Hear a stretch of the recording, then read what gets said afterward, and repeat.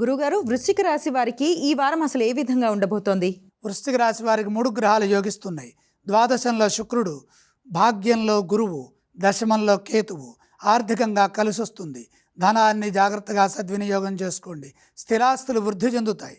పెట్టుబడుల విషయంలో 1-2 సార్లు ఆలోచించి నిర్ణయాలు తీసుకొని సరైన మార్గంలో ధనాన్ని వృద్ధి చేసినట్లయితే భవిష్యత్తు అనుకూలంగా ఉంటుంది. ముఖ్య కార్యక్రమాలలో శ్రద్ధ పెంచండి. చిన్న పొరపాటు జరిగిన పనులు ఆలస్యమవుతాయి. కాబట్టి పరిస్థితులను అర్థం చేసుకుంటూ మీ సామర్థ్యాన్ని దృష్టిలో పెట్టుకొని కృషిని కొనసాగించినట్లయితే త్వరగా విజయం లభిస్తుంది. సమయానుకూలంగా ముందుకు సాగండి. కొత్త ప్రయోగాలు ఏవీ చేయొద్దు. ఉన్నదాన్ని జాగ్రత్తగా కాపాడుకోవాలి. గంభీరంగా వ్యవహరించండి. సౌమ్యంగా సంభాషించండి. బాధ్యతాయుతమైన ప్రవర్తన వృత్తి, ఉద్యోగ, వ్యాపారాల్లో శుభ ఫలితాలని ప్రసాదిస్తుంది. విభేదాలకు దూరంగా ఉండండి. చంచలత్వం ఉన్నప్పుడు కొద్దిగా ఆగి ఆలోచించి మంచి నిర్ణయం వచ్చిన తర్వాతే పని ప్రారంభించండి.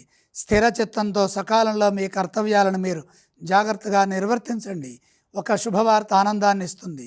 ఏ స్తోత్రాలను పఠించాలి? వృశ్చిక రాశి వారు సూర్య ధ్యానం చేయడం మంచిది. గురుగారు, వృశ్చిక రాశి వారు ఏ ఆలయాలను సందర్శించాలి? వృశ్చిక రాశి వారు సూర్యుడిని దర్శించండి. గురుగారు, వృశ్చిక రాశి వారు ఏవేవి దానం చేయాలి? వృశ్చిక రాశి వారు గోధుమలు దానం చేయండి.